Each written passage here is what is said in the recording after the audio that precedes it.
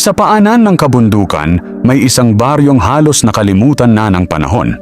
Napapaligiran ito ng malalawak na palayan, masukal na kagubatan at matatandang punong balete na sinasabing tahanan ng mga nilalang na hindi dapat gambalain. Sa araw ay payapa ang lugar, ngunit pagsapit ng gabi ay tila nag-iiba ang ihip ng hangin. Maagang nagsasara ang mga bahay, nagsisindi ng kandila ang matatanda at mahigpit na ipinagbabawal sa mga bata ang lumabas kapag sumapit ang dilim. Sa baryong iyon nakatira si Bonito. Kilala siya bilang pinakamalakas uminom ng alak sa buong bayan. Halos gabi-gabi siyang makikitang nakaupo sa lumang tindahan ni Aling Cora kasama ang kanyang mga kaibigan. Habang ang iba ay sumusuko na sa ilang tagay, si Bonito ay tila lalo pang lumalakas habang dumarami ang laman ng bote. Marami ang nag-aakalang wala siyang silbi. Isang lasinggerong walang direksyon sa buhay. Ngunit kakaunti lamang ang nakaalam ng tunay niyang lihim. Sa ilalim ng kanyang kupas na kamiseta ay nakasabit ang isang sinaunang anting-anting na minanapan niya sa kanyang lolo. Isang bilog na medalya na yari sa lumang tanso, may mga ukit na hindi na mabasa dahil sa katandaan. Hindi iyon ordinaryong palamuti. Pinaniniwala ang pinagpala ito ng isang matandang albularyo na naglakbay noon sa iba't ibang bundok ng Luzon. Ayon sa kanyang lolo, ang anting-anting ay hindi para sa kayamanan o kapangyarihan. Ito ay para lamang sa isang tao na handang ialay ang sariling buhay upang protektahan ang kanyang pamilya. Noong kabataan ni Bonito ay hindi niya pinaniwalaan ang mga kwentong iyon. Mas gusto niyang magtrabaho sa bukid, magsaya kasama ang barkada at uminom pagkatapos ng mahabang araw. Nagbago lamang ang lahat nang makilala niya si Lina. Si Lina ang pinakamabait na babae sa baryo. Hindi siya mayaman, ngunit puno siya ng sipag at pagmamahal. Hindi niya inalintana ang pagiging magulo ni Bonito. Sa halip ay nakita niya ang kabutihang nakatago sa likod ng matapang nitong anyo. Pagkaraan ng ilang taon ay nagpakasal sila. Isang anak na lalaki ang isinilang sa kanila. Pinangalanan nila itong Emil. Si Emil ang naging ilaw ng kanilang tahanan. Tuwing umaga ay nagtutulungan ang mag-anak sa bukid. Habang nagtatanim si Bonito, si Lina naman ang nagdadala ng pagkain. Si Emil ay masayang tumatakbo sa pilapil habang hinahabol ang mga tutubi. Simple ang kanilang buhay. Mahirap, ngunit masaya. Hindi nagtagal ay napansin ng mga taga-baryo na tila may kakaibang nangyayari sa paligid. Unti-unting nawawala ang mga alagang hayop. May mga baka at kambing na natatagpo ang walang dugo. May mga manok na tila pinunit ng malalaking kuko. At sa bawat umaga, may mga bakas ng malalaking paa na hindi maipaliwanag kung saan nanggaling. Nagsimula ring magkasakit ang ilang residente. Namumutla, nanghihina, at tila inuubusan ng lakas kahit walang anumang sugat. Nagbulungan ang matatanda. May mga aswang na raw muling bumalik sa kabundukan. Marami ang hindi naniwala. Ngunit hindi si Mang Isko, ang pinakamatandang albularyo sa baryo. Isang gabi ay pinuntahan niya si Bonito. Tahimik niyang inilapag ang isang maliit na supot sa mesa. Nararamdaman kong malapit nang dumating ang malaking kasamaan. Mahinahon niyang sabi. Binuksan ni Bonito ang supot. Sa loob nito ay may ilang pinatuyong dahon, asin, at isang maliit na bote ng banal na langis. Ilagay mo ito sa paligid ng bahay. Napangiti lamang si Bonito. Matanda na kayo, Mang Isko. Wala nang aswang sa panahon ngayon. Hindi na nakipagtalo ang matanda. Bago siya umalis ay tumingin siya sa medalya sa leeg ni Bonito. Huwag mong aalisin ang anting-anting na iyan. Pagkatapos ay tuluyan na siyang lumakad pa uwi. Hindi na muling nakita si Mang Isko kinabukasan. Natagpuan lamang ang kanyang tungkod sa gilid ng kagubatan. Walang bangkay, walang bakas ng pakikipaglaban.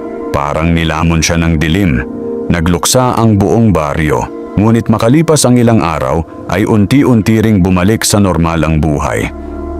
Lumipas ang mga linggo, dumating ang kapistahan ng baryo. Masaya ang lahat, may palaro, may sayawan, may kantahan, at syempre may inuman. Kasama ni Bonito ang kanyang matatalik na kaibigan. Habang umiikot ang tagayan ay tawanan lamang ang maririnig sa kanilang mesa. Nagkukwentuhan sila tungkol sa ani, sa mga kalokohan noong kabataan at sa mga pangarap para sa kanilang mga anak. Paminsan-minsan ay napapatingin si Bonito sa kanyang bahay na tanaw mula sa tindahan. Nakikita niya si Lina na pinatutulog si Emil sa may bintana. Napapangiti siya. Pakiramdam niya ay wala na siyang mahihiling pa. Hindi niya alam na iyon na pala ang huling gabing makikita niyang buo ang kanyang pamilya. Habang lumalalim ang gabi, biglang humangin ng malamig, natahimik ang mga aso, nawala ang huni ng mga kuliglig. Nagtinginan ang matatandang nasa tindahan, may kakaibang kaba na unti-unting gumapang sa kanilang dibdib. Si Bonito naman ay hindi ito pinansin. Nagpatuloy lamang siya sa pakikipag-inuman. Makalipas ang ilang sandali ay isang malakas na sigaw ang gumising sa buong baryo. Nagmula iyon sa direksyon ng kanyang bahay. Biglang tumayo si Bonito. Nabitawan niya ang hawak na baso. Hindi niya alam kung bakit, ngunit biglang uminit ang anting-anting sa kanyang dibdib. At sa sandaling iyon, naramdaman niyang may napakalaking trahedyang naghihintay sa kanya sa pagtakbo niya pauwi. Nang marinig ni Bonito ang nakapangingilabot na sigaw mula sa direksyon ng kanyang bahay, tila nawala ang tama ng alak sa kanyang katawan. Sa isang iglap ay tumakbo siya ng buong bilis. Kasunod ang ilan niyang mga kaibigan na hindi rin maipaliwanag ang biglang bumalot na takot sa buong baryo. Habang papalapit siya sa kanilang tahanan, lalo niyang nararamdaman ang kakaibang init ng anting-anting na nakasabit sa kanyang dibdib. Hindi iyon ordinaryong init. Pa itong nagbababala na may kasamaan sa kanyang daraanan. Nang marating niya ang bakuran, bumungad sa kanya ang nakabukas na pintuan ng kanilang bahay. Nagkalat sa lupa ang mga sirang kagamitan. May mga bakas ng malalalim na kalmot sa dingding.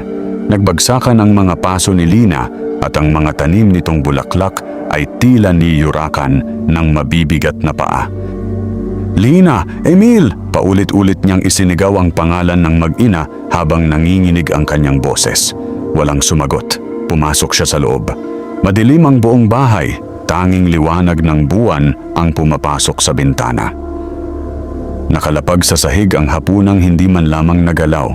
Natumba ang mesa, basag ang mga pinggan. Sa bawat hakbang ni Bonito ay lalo siyang kinakabahan hanggang sa makarating siya sa silid. Doon tuluyang gumuho ang kanyang mundo. Nakahandusay sa sahig si Lina. Yakap pa rin nito ang maliit nilang anak na si Emil. Kapwa wala ng buhay. Mahigpit pa rin ang pagkakayakap ng ina sa kanyang anak na parabang hanggang sa huling sandali ay sinikap nitong iligtas ang bata mula sa isang mabagsik na kalaban. Lumuhod si Bonito, hindi siya makapagsalita, hindi siya makaiyak, hindi siya makahinga. Dahan-dahan niyang hinaplos ang mukha ng kanyang asawa, malamig na ito. Pagkatapos ay hinawakan niya ang maliit na kamay ni Emil. Wala na rin itong init. Para siyang binagsakan ng buong langit. Ang mga kaibigan niyang sumunod sa loob ng bahay ay natigilan din. May ilan na napayuko, may ilan na napaluha, tahimik ang buong silid. Tanging hikbi ni Bonito ang unti-unting pumuno sa gabi. Hindi niya matanggap ang kanyang nakita. Kanina lamang ay nakita pa niyang nakangiti si Lina sa bintana. Kanina lamang ay kumakaway pa si Emil habang siya ay nakikipag-inuman. At ngayon, pareho na silang wala. Napansin ng isa sa mga matatanda ang kakaibang bakas sa sahig. Hindi ito yapak ng tao. Malalaki, mahaba ang mga daliri, at tila may matutulis na kuko. May nakita ring maitim na balahibo na hindi kilala ng sinuman. Nagkatinginan ng mga matatanda. Iisa lamang ang nasa isip nila. Hindi ordinaryong tao ang gumawa nito. May isang matandang babae ang mahinang nagsalita. "Mga aswang." Biglang napataas ang ulo ni Bonito. Namumula na ang kanyang mga mata. "Nasaan sila?" Walang sumagot. Walang nakaalam. Lumabas siya ng bahay at sinundan ang mga bakas sa lupa. Humantong ang mga ito sa masukal na bahagi ng kagubatan. Ngunit pagdating niya roon ay bigla na lamang naglaho ang lahat ng bakas na parabang nilamon ng dilim. Napaluhod siya sa lupa. Mahigpit niyang sinuntok ang malamig na putik hanggang sa dumugo ang kanyang mga kamao. Hindi niya naprotektahan ang kanyang pamilya. Hindi siya nakauwi sa oras. Habang siya ay nakikipagtawanan at umiinom kasama ang kanyang mga kaibigan, ang asawa at anak niya ay lumalaban para sa kanilang buhay. Ang alaalang iyon ay paulit-ulit na sumaksak sa kanyang puso. Kinabukasan ay nagtipo ng buong baryo para sa burol ni Lina at Emil. Tahimik ang lahat. Marami ang umiiyak. Lahat ay kilala ang mag-ina bilang mababait at walang kaaway. Habang nakatingin si Bonito sa kabaong ng kanyang asawa at anak, wala na siyang maramdamang luha. Napalitan na iyon ng matinding galit. Lumapit sa kanya ang pinakamatandang lalaki sa baryo. "Bonito, kalimutan mo na ang paghihiganti. Hindi tao ang kalaban." Hindi siya sumagot. Mahigpit lamang niyang hinawakan ang anting-anting sa kanyang dibdib. Muling uminit ang medalya. Sa pagkakataong iyon, tila may mahinang tinig na bumulong sa kanyang isipan. Hindi pa tapos ang laban. Napalingon siya sa paligid. Wala namang tao. Ngunit malinaw niyang narinig ang tinig. Nang gabing mailibing sina Lina at Emil, hindi umuwi si Bonito. Naglakad siya mag-isa patungo sa lumang balete sa gilid ng kagubatan. Doon siya unang dinala ng kanyang lolo noong siya ay bata pa. Doon din unang isinuot sa kanya ang anting-anting na ngayon ay tila buhay na buhay ang kapangyarihan. Lumuhod siya sa ilalim ng puno. Hindi ko sila nailigtas. Tahimik ang paligid. Maya-maya'y umihip ang malamig na hangin. Unti-unting kumislap ang anting-anting. Kasabay nito ang mahinang pagliwanag ng mga lumang ukit sa medalya. Napadilat si Bonito. Sa unang pagkakataon sa buong buhay niya, nakita niyang tunay na nagising ang kapangyarihang matagal nang natutulog sa anting-anting. At sa kailaliman ng kagubatan, may mga mapupulang matang tahimik na nagmamasid sa kanya. Hindi sila iisa. Isang buong angkan ng mga aswang ang nakatingin kay Bonito. At alam nilang nagsisimula pa lamang ang paghihiganting hindi nila malilimutan. Madaling araw nang umalis si Bonito sa ilalim ng matandang balete. Magdamag siyang nakaluhod doon, walang tulog at walang imik. Ang bawat sandali ay tila nagpapabigat sa kanyang dibdib. Ngunit kasabay nito ay lalo ring tumitibay ang apoy ng paghihiganti sa kanyang puso. Nang bumalik siya sa baryo, hindi na siya ang dating Bonito na kilala ng lahat. Nawala ang ngiti sa kanyang muka, nawala ang kanyang pagiging palabiro. At maging ang alak na dati niyang hindi kayang iwan ay hindi na niya hinawakan. Tahimik lamang siyang dumaan sa gitna ng baryo habang sinusundan ng tingin ng mga tao. May mga naaawa, may mga natatakot, at may mga nagbubulungang baka tuluyan ng nasiraan ng loob ang lalaking nawalan ng buong pamilya. Ngunit wala sa mga iyon ang mahalaga kay Bonito. Isang layunin na lamang ang natitira sa kanyang buhay. Hanapin ang mga aswang at ubusin ang kanilang buong angkan. Habang nililinis niya ang puntod ni Lina at Emil, may isang matandang babae ang lumapit sa kanya. Si Aling Sela ang pinakamatandang hilot sa baryo. Tahimik lamang itong namuhay sa loob ng maraming taon at bihirang makisalamuha sa mga tao. May dala siyang maliit na kahon na yari sa lumang kahoy. "Iniwan ito ng lolo mo bago siya namatay," mahina niyang sabi. Napatingin si Bonito. Hindi pa raw ito dapat ibigay noon, ngunit dumating na ang tamang panahon. Dahan-dahan niyang binuksan ang kahon. Sa loob ay may isang lumang pulang tela, may isang maikling itak na puno ng mga ukit, at isang sulat na halos kupas na ang tinta. Nang mabasa niya ang sulat, agad niyang nakilala ang sulat kamay ng kanyang lolo. "Bonito, kung nababasa mo ito, ibig sabihin ay nagising na ang anting-anting. Tandaan mo, hindi ito nagbibigay ng kapangyarihan sa taong naghahanap ng kayamanan o katanyagan. Nagiging buhay lamang ito kapag ang nagsusuot ay lumalaban para sa katotohanan at sa mga inosente." Darating ang araw na muling lilitaw ang angkan ng mga aswang na matagal nang nagtago sa kabundukan. Kapag dumating ang panahong iyon, huwag kang magpadala sa galit. Ang taong nilalamon ng puot ay nagiging kasing dilim ng kanyang kalaban. Hanapin mo si Amando. Siya na lamang ang natitirang tagapag-ingat ng mga sinaunang lihim. Natigilan si Bonito. Hindi niya kailanman narinig ang pangalang iyon. "Nasaan si Amando?" tanong niya kay Aling Sela. tumango ang matanda patungo sa kabundukan. Nakatira siya sa pinakamatandang bahagi ng gubat. Kaunti na lamang ang nakakakilala sa kanya. Hindi kanya tatanggapin ng basta-basta. Ngunit kung kinikilala ka ng anting-anting, siya mismo ang lalapit sa iyo. Tahimik na isinara ni Bonito ang kahon. Isinukbit niya ang lumang itak sa kanyang baywang. Pagkatapos ay tumayo siya. Hindi na siya nagpaalam. Alam niyang wala na siyang dapat aksayahing oras. Bago tuluyang lumubog ang araw, nagsimula siyang maglakad papasok sa masukal na kagubatan. Habang papalalim siya sa bundok, napansin niyang unti-unting nagbabago ang paligid. Humihina ang huni ng mga ibon, mas lumalamig ang hangin. At ang mga puno ay tila mas matatanda kaysa sa mga punong nakikita malapit sa baryo. Makalipas ang ilang oras ng paglalakad, napansin niyang may sumusunod sa kanya. Huminto siya. Huminto rin ang ingay. Muli siyang naglakad. Muling may mga yabag, mahigpit niyang hinawakan ang hawakan ng itak. Biglang may aninong mabilis na tumalon mula sa isang malaking puno. Agad siyang umiwas, kasabay noon ang malalalim na kalmot na tumama sa lupa. Tumambad sa kanya ang isang nilalang, payat. Mahahaba ang mga kuko, namumula ang mga mata at nakabuka ang bibig na puno ng matutulis na pangil. Hindi ito nag-atubiling sumugod. Iwinasiwas ni Bonito ang lumang itak, ngunit tila bato ang katawan ng nilalang. Hindi man lamang ito nasugatan, napaatras siya. Muling umatake ang nilalang. Sa sandaling iyon ay biglang nagliyab sa ginintuang liwanag ang anting-anting sa kanyang dibdib. Kumalat ang liwanag hanggang sa hawakan ng kanyang itak. Sa ikalawang pagkakataon niyang pag-unday, dumampi ang talim sa balikat ng nilalang.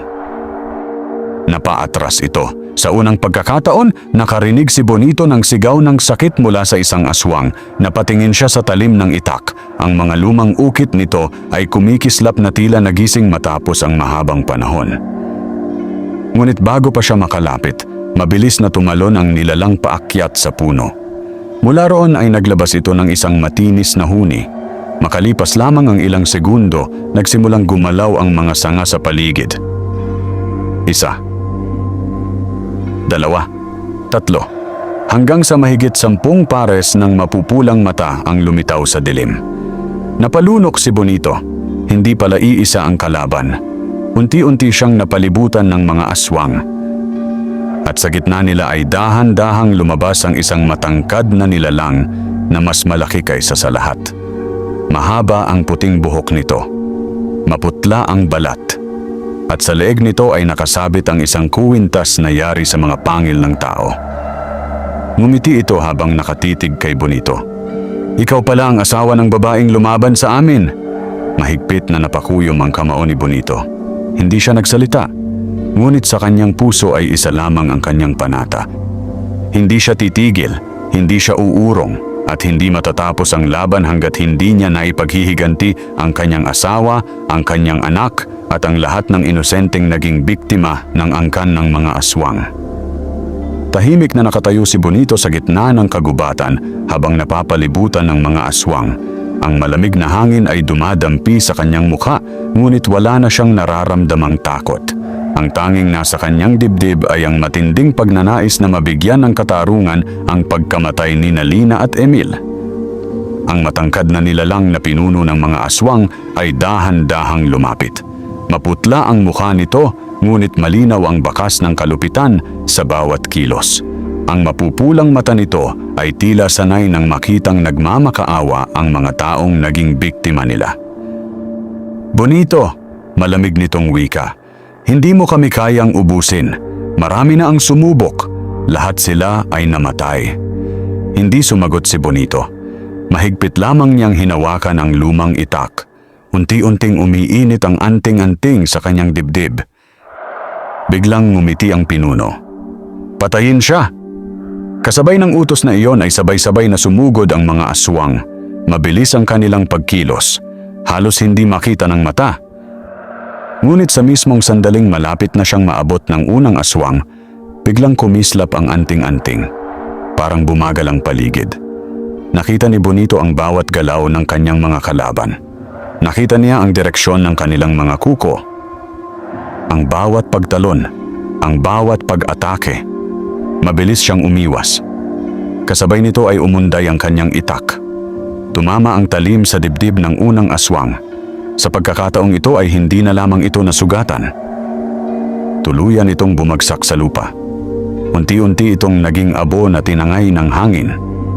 Natigilan ang iba. Sa unang pagkakataon sa loob ng napakaraming taon, may isa sa kanilang napatay ng isang tao. Ngunit hindi sila umurong. Mas lalo silang nagnanggit-ngit. 3 ang sabay na umatake mula sa magkakaibang direksyon. Napaatras si Bonito, isa sa mga kuko ang dumaan sa kanyang braso. Napunit ang kanyang manggas. Ngunit sa halip na lumalim ang sugat, biglang nagsara ang hiwa habang kumikislap ang anting-anting. Napatingin siya sa sarili. Hindi niya inaasahang kaya pala siyang pagalingin ng mahiwagang medalya. Muling sumugod ang isa pang aswang. Inilagan niya ito. Sinundan ng isang malakas na hiwa. Muling naging abo ang nilalang. Nagsimulang kabahan ang mga natitirang aswang. Napansin nilang hindi na ordinaryong tao ang kanilang kalaban. Ngunit ang pinuno ay nanatiling kalmado. Itinaas nito ang isang kamay. Agad na tumigil ang lahat. "Bonito," sabi nito habang nakangiti. "Alam mo ba kung bakit namin pinatay ang pamilya mo?" Namilog ang mga mata ni Bonito. Nanigas ang kanyang buong katawan. "Ang asawa mo ang nagtangkang itago ang isang bagay na matagal naming hinahanap." Napakunot noo si Bonito. "Wala kang alam, hindi ba?" Hindi siya sumagot. Patuloy lamang siyang nakatitig sa pinuno. "May iniwang lihim ang lolo mo. At alam iyon ng asawa mo. Ngunit hindi niya sinabi sa amin. Mas pinili niyang mamatay." Parang tinaga ang puso ni Bonito. Hindi niya kailanman narinig kay Lina ang tungkol sa anumang lihim. Hindi rin sinabi ng kanyang lolo ang tungkol dito, ngunit isang bagay ang malinaw. Hindi basta-bastang pagpatay ang nangyari. May hinahanap ang mga aswang. At handa silang pumatay upang makuha iyon. Napansin ng pinuno ang pag-aalinlangan sa mukha ni Bonito. Tumawa ito. "Kapag nahanap namin ang hinahanap namin, wala nang makakapigil sa aming angkan." Unti-unting lumiwanag ang anting-anting. Mas maliwanag kaysa dati. Kasabay nito ay parang may mga larawan na pumasok sa isip ni Bonito. Nakita niya ang kanyang lolo, kasama ang ilang matatandang mandirigma. May hawak silang isang kakaibang kahon na nababalutan ng mga sinaunang ukit. Pagkatapos ay mabilis na naglaho ang pangitain. Napahawak si Bonito sa kanyang ulo. Hindi niya maunawaan ang kanyang nakita. Ngunit alam niyang konektado iyon sa lihim na binabanggit ng pinuno. "Patayin na siya!" Sa isang iglap ay muling sumugod ang buong pangkat ng mga aswang. Ngunit sa pagkakataong ito ay hindi na umatras si Bonito. Buong lakas niyang itinaas ang kanyang itak. Kumalat ang ginintuang liwanag sa buong paligid. Napapikit ang mga aswang. Sinamantala niya ang sandaling iyon. Isa-isa niyang sinalubong ang kanilang pag-atake. Bawat pag-indayog ng kanyang itak ay may kasamang kakaibang lakas. 1, 2, 3. Sunod-sunod na naging abo ang mga aswang. Ang natitira ay mabilis na umatras, dala ang takot na hindi pa nila kailanman naramdaman. Tahimik na pinagmasdan sila ng kanilang pinuno. Pagkatapos ay ngumiti ito. "Hindi pa ito ang katapusan. Magkikita tayong muli, Bonito?" Sa isang kisap mata ay naglaho ang pinuno kasama ang mga natitirang aswang. Muling bumalik ang katahimikan sa kagubatan. Humihingal na napaluhod si Bonito. Pagod na pagod ang kanyang katawan. Ngunit mas mabigat ang kanyang iniisip. Hindi lamang paghihiganti ang naghihintay sa kanya. May isang sinaunang lihim na nakatago sa kanyang angkan. At iyon ang tunay na dahilan kung bakit pinaslang ang kanyang asawa at anak. Habang unti-unti siyang tumatayo, isang mahinang tinig ang narinig niya mula sa kailaliman ng kagubatan. "Kung nais mong malaman ang buong katotohanan, sundan mo ako." Dahan-dahan siyang lumingon.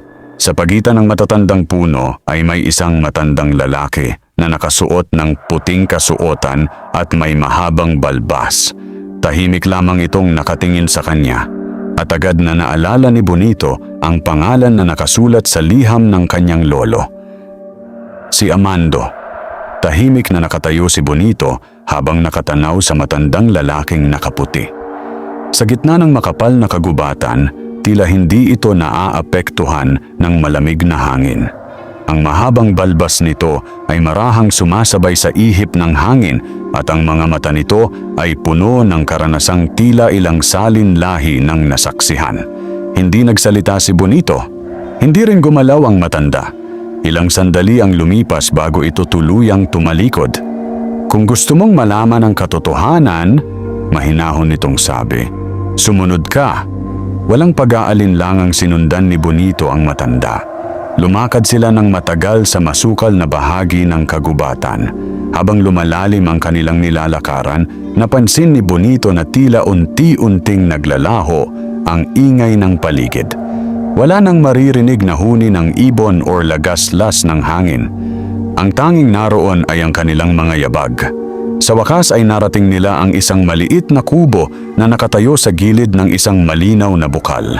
Napapalibutan ito ng mga halamang gamot at matatandang puno na tila nagbabantay sa lugar. Huminto ang matanda. Ako si Amando. Yumuko ng bahagya si Bonito bilang paggalang.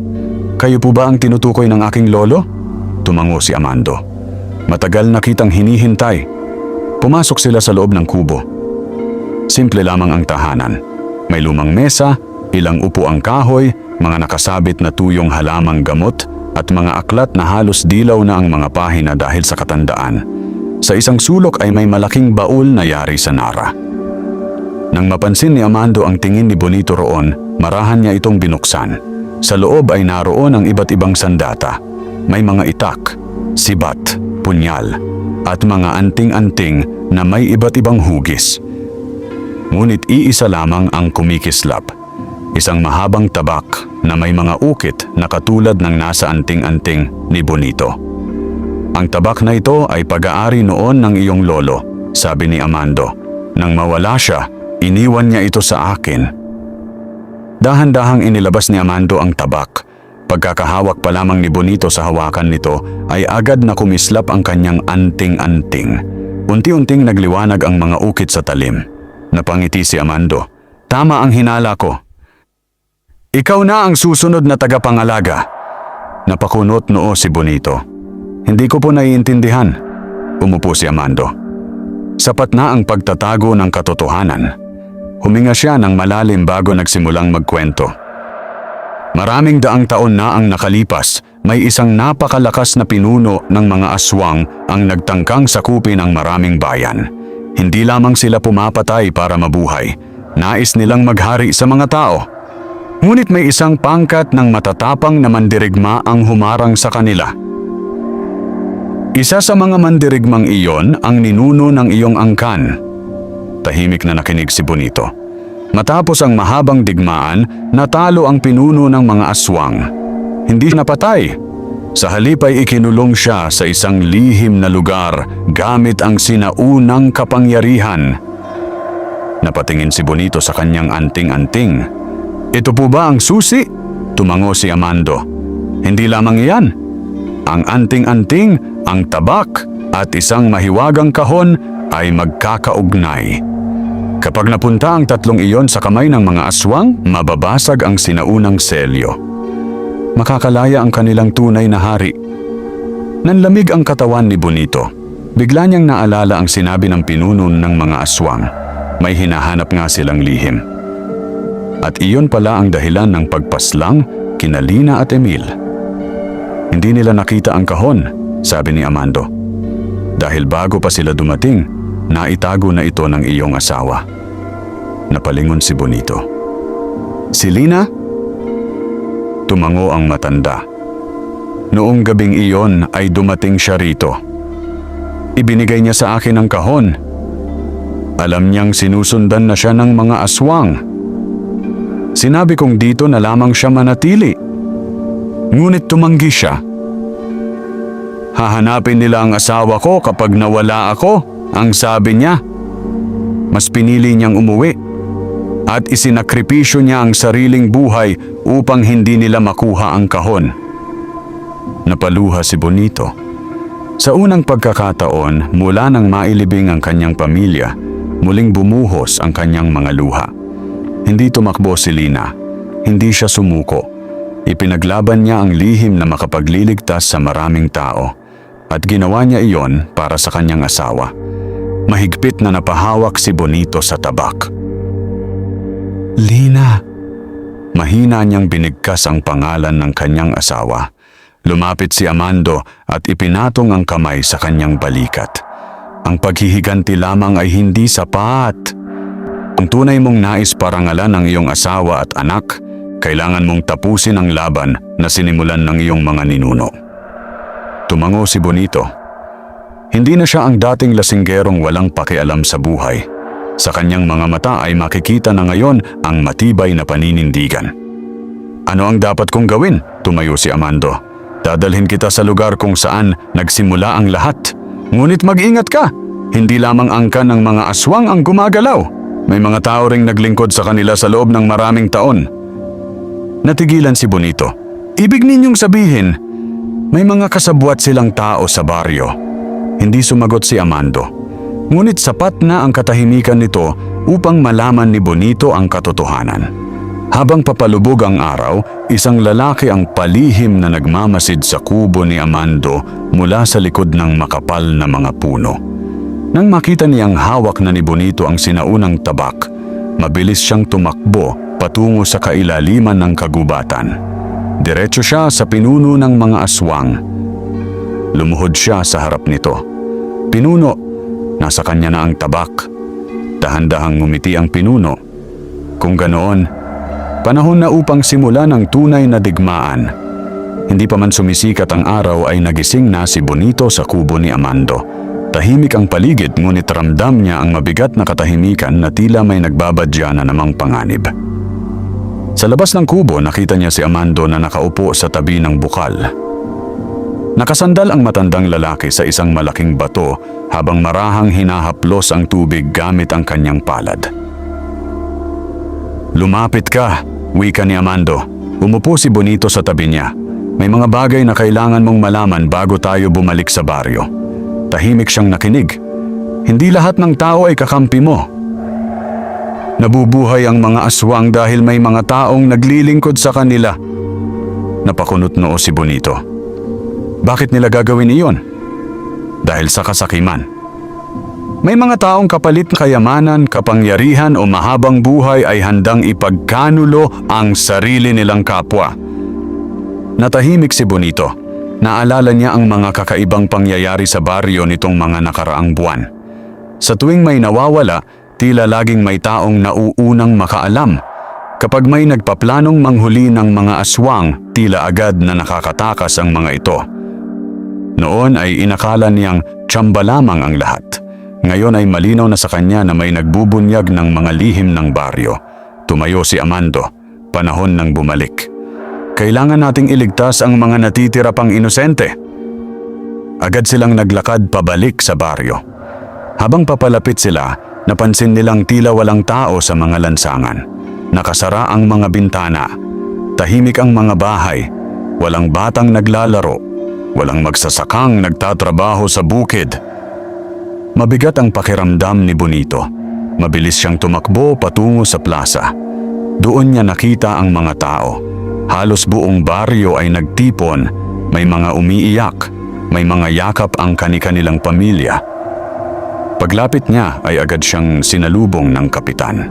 Bonito! May isa na namang pamilya ang sinalakay kagabi. Parang sinuntok ang dibdib ni Bonito. Sino? Ninamang Tibo. Agad siyang tumakbo sa bahay ng pamilya. Pagdating niya ay huli na ang lahat. 3 na namang bangkay ang nakahilera. Parehong-pareho ng sinapit ni Lina at Emil. Napapikit si Bonito. Lalo lamang tumitindi ang kanyang galit.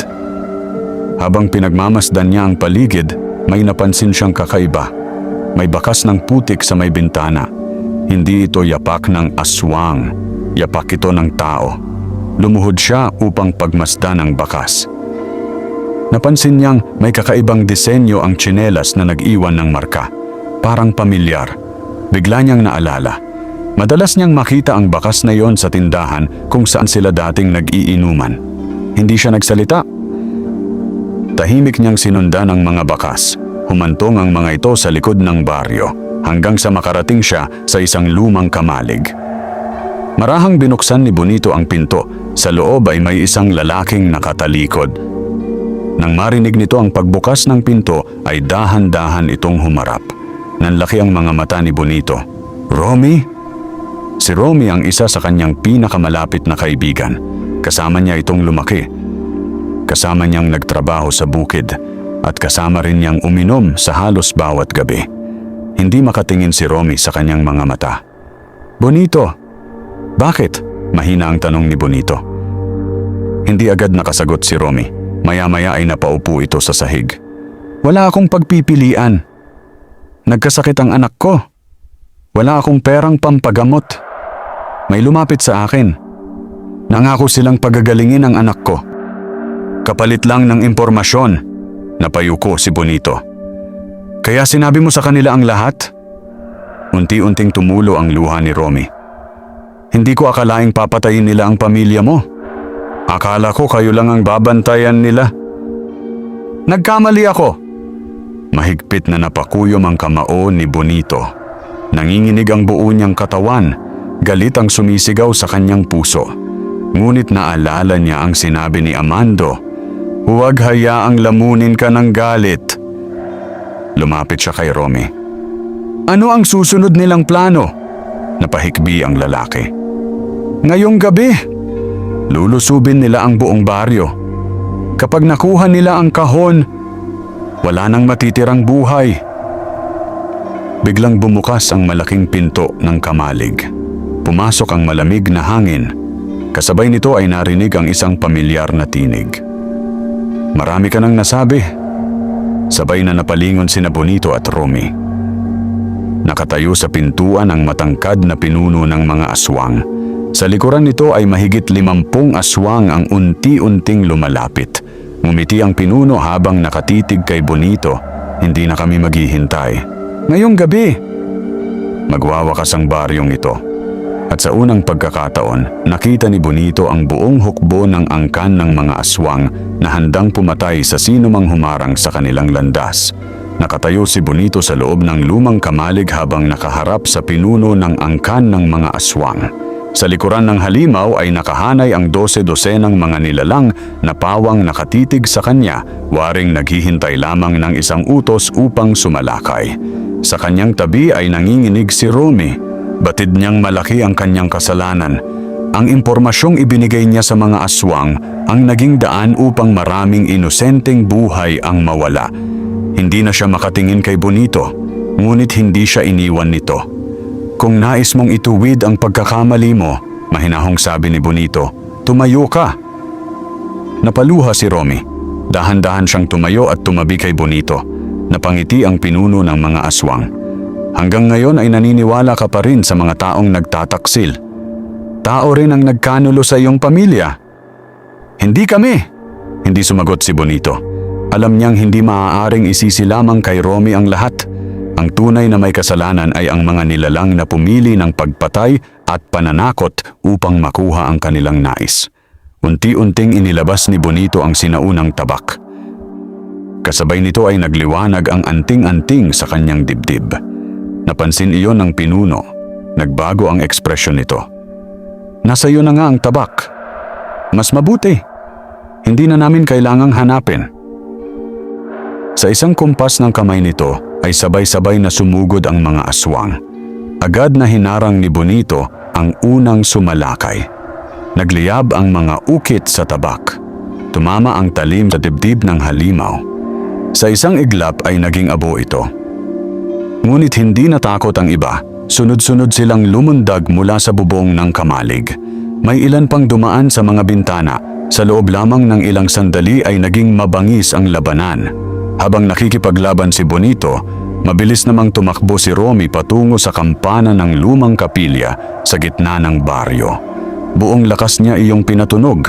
Paulit-ulit na umalingaw-ngaw ang kampana. nagising ang buong baryo. Isa-isang lumabas ang mga lalaki at babae sa kanilang mga tahanan. Nang makita nila ang mga aswang na pumapasok sa baryo, mabilis nilang inilikas ang mga bata at matatanda patungo sa lumang simbahan na yari sa bato. Samantala, si Amando ay kasama ng ilang matatanda. Inilabas nila ang mga bote ng banal na langis, asin, at mga halamang matagal na nilang inihanda para sa oras na ito. Palihim nilang ikinalat ang asin sa mga pangunahing daan ng baryo. Pinahiran nila ng banal na langis ang mga pintuan at bintana ng simbahan. Nang sumugod ang ilang aswang sa gusali, tila may hindi nakikitang pader na pumigil sa kanila. Napaatras ang mga ito habang sumisigaw sa sakit. Sa gitna ng baryo ay patuloy na lumalaban si Bonito. Bawat pag-indayog ng kanyang tabak ay may kasamang ginintuang liwanag. Isa-isa niyang napabagsak ang mga halimaw. Ngunit kapansin-pansing dumarami pa rin ang mga ito. Parang walang katapusan ang kanilang bilang. Biglang sumigaw si Amando, "Bonito, huwag mong sayangin ang lakas mo sa mga alagad. Ang pinuno ang dapat mong pabagsakin." Napatingin si Bonito. Sa ibabaw ng bubong ng lumang munisipyo ay nakatayo ang pinuno ng mga aswang. Tahimik lamang itong nanonood, para bang isang laro lamang ang lahat ng nangyayari. Sa isang malakas na pagtalon ay umakyat si Bonito sa bubong. Nagaharap silang dalawa. Ngumiti ang pinuno. "Mas matapang ka kaysa sa inaasahan ko. Hindi ako lumalaban para sa sarili ko, kundi para sa pamilya ko at para sa lahat ng inosenteng pinaslang ninyo." Biglang naglaho ang ngiti ng pinuno. Mabilis itong sumugod. Nagbanggaan ang kanilang mga sandata. Umalingaw-ngaw ang tunog ng bakal sa buong baryo. Malakas ang pinuno. Sa bawat hampas nito ay halos mabitawan ni Bonito ang tabak, ngunit hindi siya umatras. Naalala niya ang huling ngiti ni Lina, ang masayang tawa ni Emil at ang pangakong binitiwan niya sa kanilang puntod. Hindi siya titigil. Sa gitna ng kanilang bakbakan ay biglang nagliwanag ng matindi ang anting-anting. Kasabay nito ay tila may isang malakas na tinig na umalingaw-ngaw sa kanyang isipan. Ang tunay na lakas ng anting-anting ay hindi nagmumula sa galit. Ito ay nagmumula sa pagnanais na ipagtanggol ang iba. Biglang kumalat ang ginintuang liwanag mula sa kanyang katawan. Napatigil ang lahat ng aswang. Maging ang kanilang pinuno ay napaatras. Sa unang pagkakataon, nakita sa mukha nito ang tunay na takot. Ngunit bago pa makapagbigay ng huling suntok si Bonito, biglang sumingit ang isang malaking nilalang na hindi pa niya kailanman nakita. Halos 2 beses ang laki nito kaysa sa karaniwang aswang. Maitim ang balat. Mahahaba ang mga sungay at ang mga mata nito ay kulay gintong nagliliyab. Lumuhod ang lahat ng aswang sa pagdating nito. Maging ang kanilang pinuno ay yumuko. Mahinang nagsalita ang dambuhalang nilalang. "Huwag mo munang patayin ang tagapagmana. Nais kong ako mismo ang wakas ng kanyang paglalakbay." Nanlamig ang buong katawan ni Bonito. Agad niyang naunawaan. Ang nilalang na nasa kanyang harapan ay hindi isang ordinaryong aswang. Isa ito sa pinakamatataas na pinuno ng kanilang angkan at nagsisimula pa lamang ang mas malaking digmaan. Nabingi ang buong baryo sa katahimikan nang lumitaw ang dambuhalang nilalang. Ang mga aswang na kanina lamang ay mababangis na lumalaban ay biglang lumuhod at yumuko na tila isang hari ang kanilang sinalubong. Nanatiling nakatayo si Bonito, mahigpit niyang hawak ang sinaunang tabak habang nakatitig sa nilalang. Hindi siya umurong. Hindi siya nagpakita ng takot. Ngunit batid niyang ibang uri ng kalaban ang nasa kanyang harapan. Mabigat ang bawat hakbang ng dambuhalang aswang habang lumalapit ito. Sa bawat yapak ay tila bahagyang nanginginig ang lupa. Huminto ito ilang dipa ang layo kay Bonito. "Ikaw ang huling tagapagmana ng angkan ng mga tagapagbantay," malalim nitong wika. "Hindi ko inakala na buhay pa pala ang inyong lahi." Tahimik lamang si Bonito. "Ako si Dargan, ang tunay na hari ng aming angkan." Nang marinig ng mga tao ang pangalan nito, nagkatinginan ang matatanda. Napayuko si Amando. Matagal na niyang kinatatakutan ang araw na ito. lumapit siya kay Bonito. Mag-ingat ka. Hindi siya basta pinuno. Isa siya sa mga sinaunang aswang na muntik nang maghari sa buong kapuluan. Napatingin si Bonito kay Amando. Akala ko po ay nakakulong siya. Tumango ang matanda. Nakakulong pa rin. Ngunit hindi ang tunay niyang katawan. Ang kaharap mo ngayon ay isa lamang sa kanyang mga sisidlan. Napakunot noo si Bonito. Hindi niya lubos na naunawaan ang sinabi ni Amando, ngunit isang bagay ang malinaw. Kung napakalakas na ng sisidlang ito, gaano pa kaya kalakas ang tunay na anyo ng hari ng mga aswang? Ngumiti si Dargan. Mahusay. Hindi pa rin ninyo nakakalimutan ang kasaysayan. Tumingin ito sa buong baryo. Napakaraming taon na akong naghintay. Ngayong malapit na akong makalaya, wala nang makapipigil sa akin. Mahigpit na hinawakan ni Bonito ang tabak. Hindi ko hahayaang mangyari iyon. Biglang tumawa si Dargan. Ikaw? Isang dating lasinggero? Isang lalaking hindi man lamang nailigtas ang sariling asawa at anak? Parang piniga ang puso ni Bonito. Muling sumagi sa kanyang isipan ang gabing nawala ang kanyang pamilya. Ngunit sa pagkakataong ito ay hindi siya nagpadaig sa sakit. Sa halip ay lalo siyang tumatag.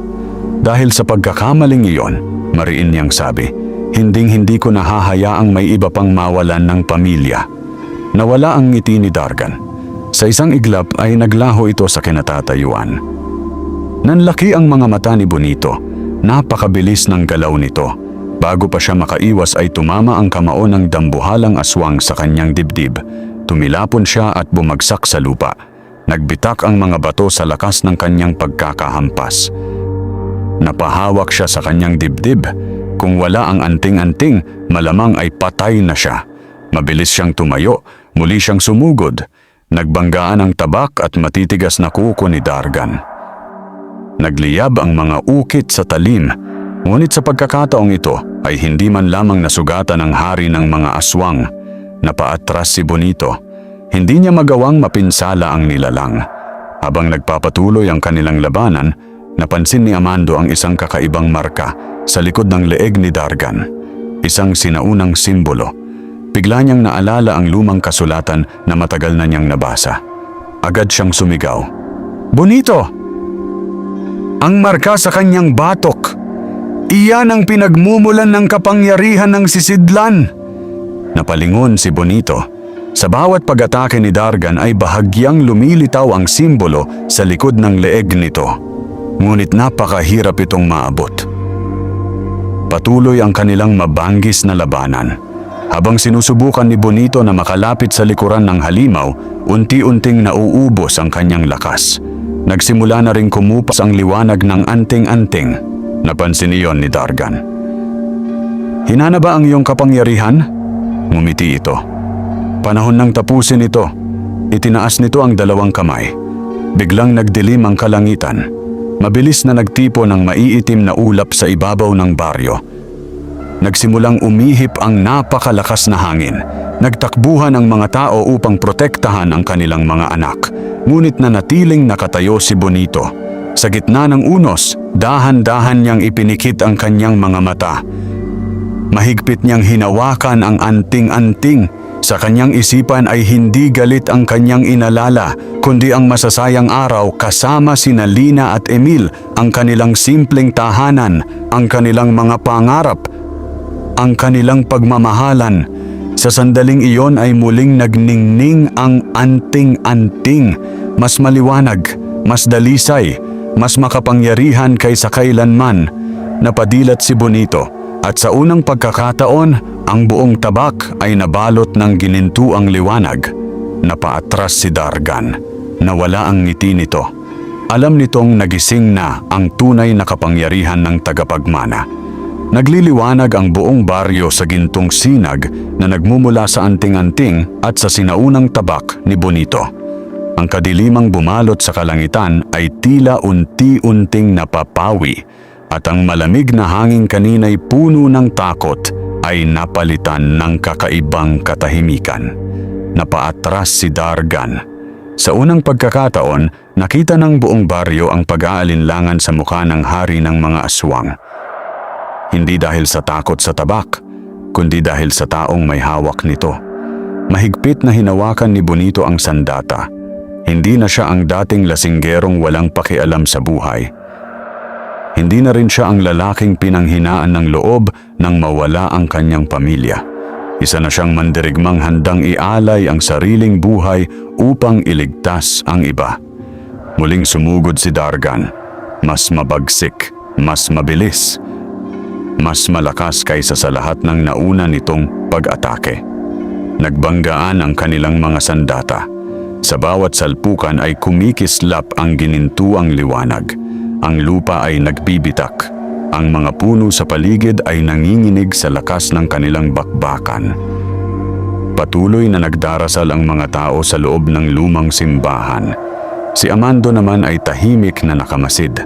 Alam niyang ito na ang sandaling matagal na niyang hinihintay, ngunit alam din niyang hindi sapat ang lakas lamang. Kailangan ni Bonito ang tamang pagkakataon. Patuloy ang mabangis na sagupaan. Minsan ay si Bonito ang nakagugulantang na sumusugod. Minsan naman si Dargan ang halos makapagpabagsak sa kanya. Sa bawat sugat na natatamo ni Bonito ay agad itong naghihilom dahil sa kapangyarihan ng anting-anting.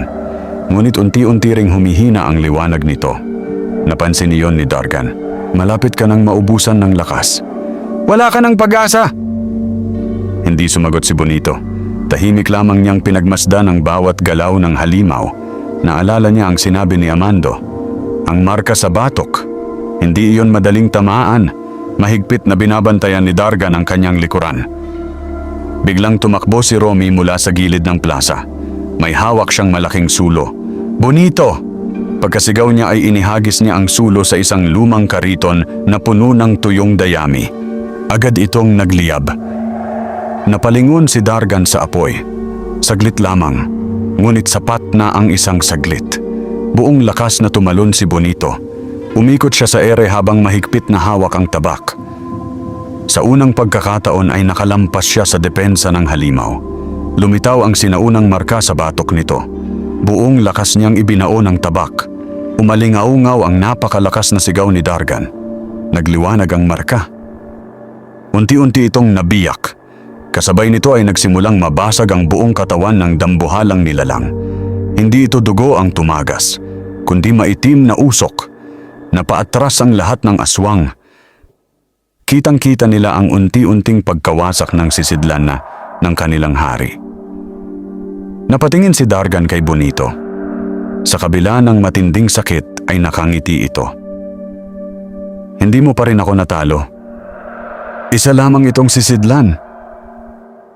Ang tunay kong katawan ay natutulog pa rin. At darating ang araw, may magpapalaya rin sa akin. Sa huling pagkakataon ay nagliyab ang buong katawan nito. Pagkaraan ng ilang sandali ay tuluyan itong naging abo. Tinangay ng hangin ang mga abo hanggang sa maglaho sa dilim. Kasabay ng pagkawala ng sisidlan ay nagsimulang magtakbuhan ang natitirang mga aswang. Ang iba ay nagtungo sa kagubatan. Ang iba ay naglaho sa kabundukan. Wala nang natirang lumaban. Unti-unting bumalik ang katahimikan sa baryo. Naglabasan ang mga tao sa simbahan. Hindi sila makapaniwala na buhay pa sila. Isa-isang lumapit ang mga bata kay Bonito. May mga matandang lumuluha. May mga pamilyang muling nagyakapan. Ngunit si Bonito ay nanatiling nakatayo. Hindi siya nakangiti. Napatingin lamang siya sa langit. Naalala niya si Nalina at Emil. Natupad ko ang pangako ko. Mahina niyang sambit. Lumapit si Amando. Hindi pa tapos ang lahat. Napalingon si Bonito. Hindi pa? Umiling ang matanda. Ang tunay na katawan ni Dargan ay nananatiling nakakulong.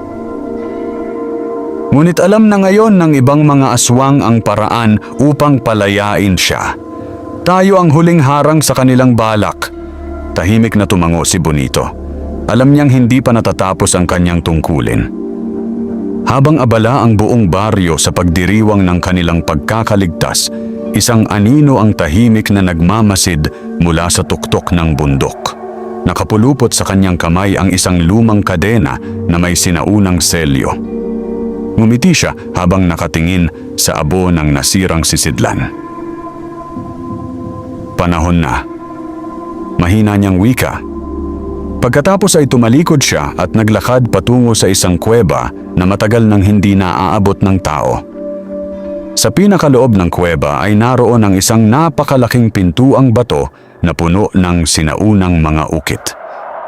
At mula sa likod nito ay maririnig ang isang mabagal ngunit napakalakas na tibok. Parang puso ng isang nilalang na matagal nang naghihintay na muling magising. 3 araw ang lumipas matapos ang madugong labanan sa baryo. Unti-unti nang bumalik ang katahimikan sa pamayanan. Muling nagbukas ang mga bukirin, naglaro ang mga bata sa mga daan at muli ring narinig ang tawanan ng mga pamilya. Ngunit para kay Bonito, hindi pa tapos ang lahat. Araw-araw siyang dumadalaw sa puntod ni Lina at Emil. Nagdadala siya ng mga sariwang bulaklak at tahimik na nakikipag-usap sa kanila na para bang naririnig pa rin siya ng kanyang asawa at anak. Isang umaga dumating si Amando. Panahon na, mahinahon niyang sabi. Tahimik na tumayo si Bonito. Magkasama silang nagtungo sa kuweba na matagal nang binabantayan ng angkan ng kanyang mga ninuno. Habang papalapit sila, lalong bumibigat ang pakiramdam ng paligid. Ang mga puno ay tila yumuyuko sa bigat ng sinaunang kapangyarihang nakatago sa lugar. Narating nila ang napakalaking pintuang bato. Naroon pa rin ang mga sinaunang ukit at sa gitna nito ay nakaukit ang sagisag na kapareho ng nasa anting-anting ni Bonito. Ngunit may napansin silang kakaiba. Wasak na ang ilan sa mga selyo. May mga bakas ng sariwang dugo sa paligid. May nagtangkang sirain ang pagkakakulong. Biglang lumabas mula sa dilim ang lalaking kanina pang nagmamasid sa kanila. Siya ang aninong nakita ni Bonito sa bundok matapos ang huling labanan. Matangkad siya.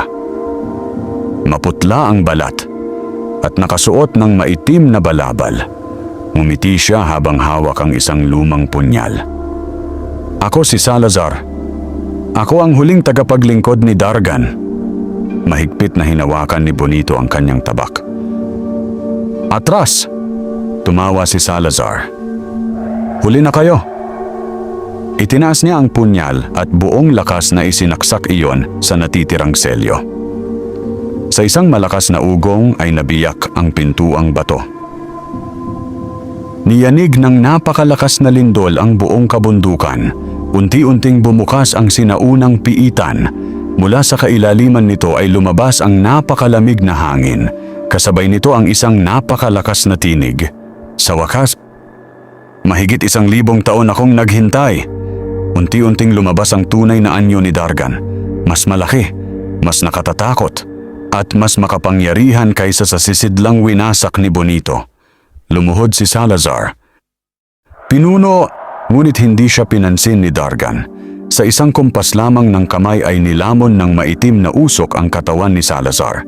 Isang iglap lamang ang lumipas. Naging abo ang sarili nitong tagapaglingkod. Napaatras si Bonito. Ngayon niya naunawaan na walang halaga kay Dargan ang sinuman maliban sa sarili nitong kapangyarihan. Tumawa ang hari ng mga aswang. Panahon ng maghari ang dilim. Ngunit bago pa ito tuluyang makalabas sa kuweba, inilabas ni Amando ang isang maliit na kahong matagal niyang itinago. Ito ang kahong ipinagkatiwala ni Lina bago siya namatay. Dahan-dahan niya itong ibinigay kay Bonito. Buksan mo! Binuksan ni Bonito ang kahon. Sa loob ay may isang makinang na kristal na kulay ginto. Agad na lumipad ang kristal patungo sa anting-anting.